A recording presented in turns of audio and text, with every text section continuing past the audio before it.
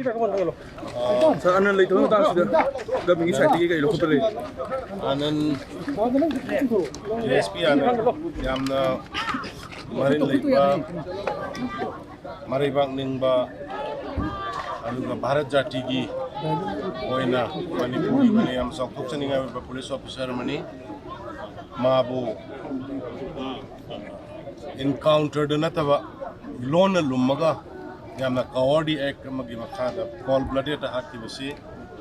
government na yam sathina yam serious win lowi ekoi ngarang khudak tagi moibu aduguma Kawadi terrorist adu phana na bidum ka akanba joint combined team gi army some rifles BSF police commandos mayam gi ka punba joint operation hokre